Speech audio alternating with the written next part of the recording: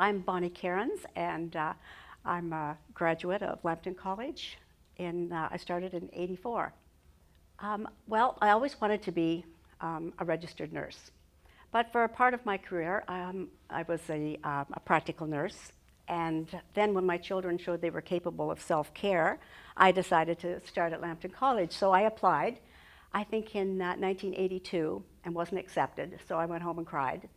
And then I applied again in '83, and I wasn't accepted again, so I went home and cried. But I was on the waiting list the third time I applied. So I called every single day for 10 days, and finally they said, "We are offering you admission." Now, you talk about great times in your life, the moments you remember the most, and when we're married and when our babies are born. And those are always good ones. But the next best moment for me was when they said, "We're offering you admission to the college." And I cried again. And then when I was in the college, I wrote my first anatomy and physiology exam, and then I cried again because, but I got through it, and it's been a wonderful time ever since. Well, I was a mature student, which is just an old student. So I was really scared. I thought, oh, will I remember anything from high school? You know, what if I don't? I wanted this so badly. What if I don't make it? You know, I had all those thoughts. One student, my first few days, said, "How old are you?" And I told her, and she said, "Do you know you're twice as old as me?" And that's what I said. My first anatomy and physiology exam, I think I got 68. And I figured, I'm going to get 90s all the time. So that first one was sobering. After that, my husband, we had an old wooden door, and he put it down into the basement and made me this marvelous study place. And I would take had a pool cue, and I'd thump on the ceiling twice. And that meant, "Please, somebody up there, bring me down some tea." So I had 2 teenage daughters at the time, and they'd hear the thumping and come down. But I pretty well stayed isolated in that basement for 2 years, and I had this wonderful supportive family that got me through this. They learned to do the laundry. They ate a lot of grilled cheese, but they were sure there to support me, and still do on my adventures. I think one of the things were the teachers, our professors, were so supportive. I went often and would say, "I'm a little confused on this," and they always had time for me. I didn't take chemistry, so that was one. And when we got into medications, I really struggled with some of the math, and they took extra time, showed me some ways to shortcuts that I could use. That part was wonderful. The international work that I do with the Canadian Red Cross, of course, it's about the adventure and the unknown and what is out there in the world and what you can help people with. I worked most of my career in emergency. So it was, heading internationally when you don't know what to expect was, not a big leap. But I have witnessed some of the most amazing things. They're like miracles that happen. I've had some wonderful, funny things. Like I often say to my friends and family, I'm really thankful to Lambton College because a camel knocked out my front tooth. I had to throw scorpions out of my shoes. I awakened in the morning with AK-47s going off. I was in the middle of an earthquake, a 7.6 earthquake a year ago.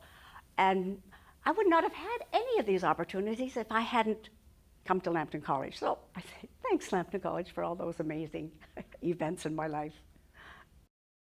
I'm an RN, and I work with the Canadian Red Cross and get deployed with, it's called the Emergency Response Unit. And anybody who's old enough to remember MASH, it's a little bit like that. You get your whole team together, and it's not just doctors and nurses, it's technicians and IT people and administrators. And then we fly together, we're dropped into a community that needs us, and we set up our tents. And as we're setting up tents, people are starting to come towards us already. They've got things going on. So we divide our teams. Sometimes we just do scissor, paper, rock. You go look after people, we'll put up tents. And it's just an amazing adventure that's out there for people who would like to do that. I was in Afghanistan for 6 months. That was the tooth knocked out. And initially they like you to do kind of a long, the first mission is usually a long one, but that was the first one, and it was 6 months, and it was a long time to be separated from my husband. It went fast for me, but he watched CNN every day and got gray hair. And then I was deployed up in the mountains of Muzaffarabad in Pakistan after an earthquake, and that's one where my tent was surrounded by a pack of starving dogs. Now, I don't have a lot of life experiences dealing with starving dogs, so I had to decide how I was going to survive this. And I was actually going to run to the clubhouse, to the main lodge. And a vet told me that's the absolute worst thing to do because the dogs would probably be at your heels. And then I had a flashlight. I thought if they come in, then I'll just take this flashlight and I'll get them. And as I was making up my mind what to do, I heard these footsteps. And the local militia people came out, put their backs to my tent, and took out their AK-47s and shot all the dogs. Now these dogs, 80,000 people died in this earthquake. So the owners of the dogs were all dead, and the dogs were coming down from the mountains and had no place to live and no place to go. So it was quite a dangerous situation, and this is what they did. Now, I didn't tell my husband this story till I got home. Another one was, I was in Haiti, not deployed for the earthquake. I was deployed for the cholera, which came because of tent city, and everybody together and bad, terrible conditions for people. And cholera, they got cholera. And so we set up a cholera treatment center. Now, the amazing thing about cholera, it's really easy to treat, but people can die within 5 hours if they're not treated. You just lose all your body fluids through diarrhea and vomiting. So what our job is to just replace the fluids with IVs. And one man got 32 IVs in 3 days, just to give you an example. Now here's where it was like witnessing a miracle. A mom carried this little kid in. She was about 4 years old, and I couldn't find a pulse on this kid. And I thought, oh my, this child has died. And I yelled for help, because you always do work with local people. You just support their efforts. It's about capacity building. I mean, if I went in and started all the IVs, who's going to do them when I'm gone?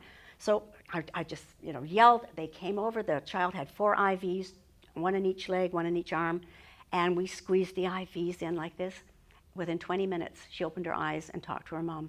So it does feel like a miracle, because she was so dehydrated that I couldn't find a pulse.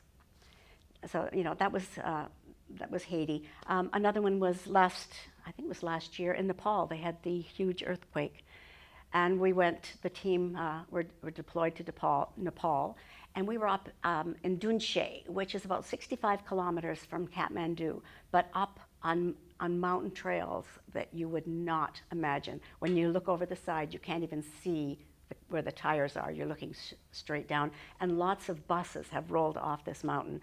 It was so bad that we couldn't go by car. We had to go by helicopter in there, because the roads, you couldn't pass the roads.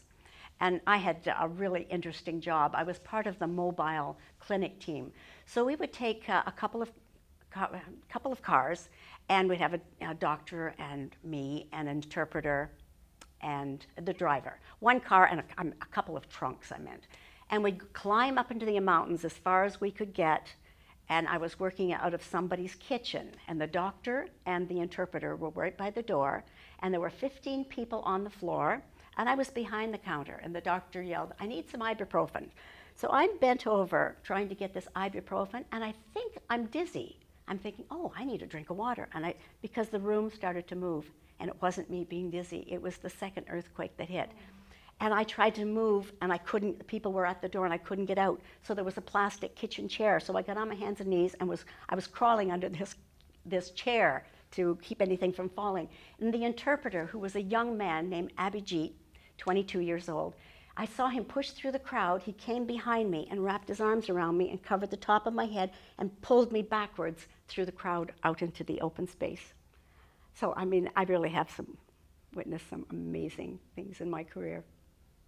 I know what a privilege it is to come to Lambton College and to fulfill a dream. And I would say, if I could say anything, I'd say to, especially the mature students, don't be afraid.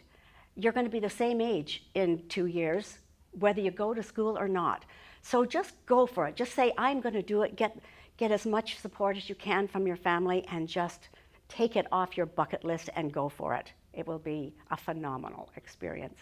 If you truly do something that you absolutely love, it never feels like work. And I think I've been one of those lucky people to have a kind of life that it never felt like work.